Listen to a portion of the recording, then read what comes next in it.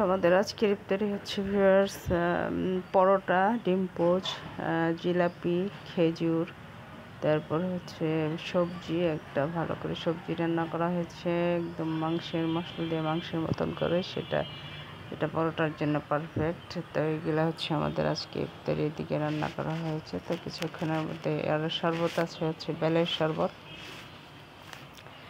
তো ম্যাক্সিমাম আমরা বেলের শরবতটাই খাই, যেহেতু এটা পেটের জন্য খুবই ভালো। তো এদিকে আজান দিয়ে দেওয়া হয়েছে। তার আগে আমি হচ্ছে যে এদিকে আমার মেয়ে ইফতারি করছে, আর আমি হচ্ছে যে আজানের আগেই আজকে সন্ধ্যা রাতের খাবারের জন্য হচ্ছে মাংস রান্না করেছি, চিকেন ভুনা করেছি, সেটা একটু ফাঁকে আপনাদেরকে একটু দেখিয়ে দিচ্ছি।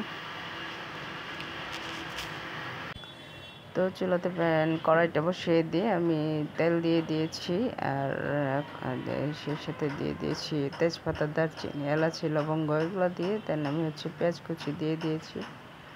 পেঁয়াজ কুচিটা দিয়ে একটু নেড়ে চেড়ে মিশিয়ে নিয়ে তারপর দিয়েছি আদা বাটা, রসুন বাটা। তো দিয়ে দিলাম আদা বাটা, রসুন বাটাটা হয়ে আসলে এখন আমি স্টেপ বাই স্টেপ আমি মশলা দিয়ে দেবো। দিয়ে দিব হলুদের গুঁড়া, দিয়ে দিব মরিচের গুঁড়া, ধনের গুঁড়া, জিরের গুঁড়া। আমি হচ্ছে যে দিয়ে একটু একটু নেড়ে নেই, তারপরে দেন একটা যেমন হলুদ দিলাম ভিউয়ার্স, হলুদ দিয়ে একটু নেড়ে নিব, দেন হচ্ছে আবার মরিচ দিব, একটু নেড়ে নিব, জিরা দিব, একটু নেড়ে নিব, ধনে দিব। এভাবে আমি স্টেপ বাই স্টেপ দিয়ে নেড়ে চেড়ে মিশিয়ে নিই। দেন লাস্ট অফ অল আমি অল্প পরিমাণে একটু পানি দিয়ে দিব, যেন পুড়ে না যায় মশলাটা। এখন তো চৈত্র মাস ভিউয়ার্স, আমাদের অ্যাকচুয়ালি রোজাটা একটু গায়ে লাগে, মানে দিনটা তেমন বড় না, দিন সামনে আরও বড় হবে। এটা ছোট দিনে রোজা পেয়েছি, বাট করতে এমন কষ্ট হচ্ছে না, কিন্তু দিনটা একটু চড়া, যারা আমরা একটু বাইরে যাই হাঁটাহাঁটি করে তাদের একটু পানির পিপাসা হয় আর কি। তো যাই হোক আলহামদুলিল্লাহ, তো রোজাগুলো খুব ঠান্ডায় কেটে গেছে, ওয়েদারটা মোটামুটি ঠান্ডা আল্লাহর রহমতে। তো এইদিকে আমার মশলাটা কষে আসছে, তো আমি এখন আলুটা দিয়ে দিব, আলু দিয়ে মুরগি কষানো। তো আলুগুলো দিয়ে এখন নেড়ে চেড়ে নিচ্ছি।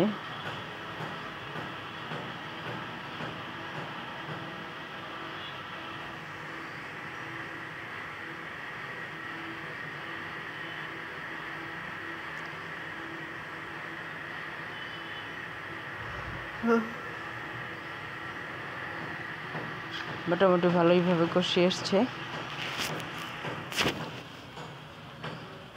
তো এই মতো কষিয়ে এসছে। এখন আমি দিয়ে দিচ্ছি হচ্ছে মুরগির কেটে ধুয়ে রাখা মুরগির পিসগুলো দিয়ে দিচ্ছি এতে। এটা একদম হচ্ছে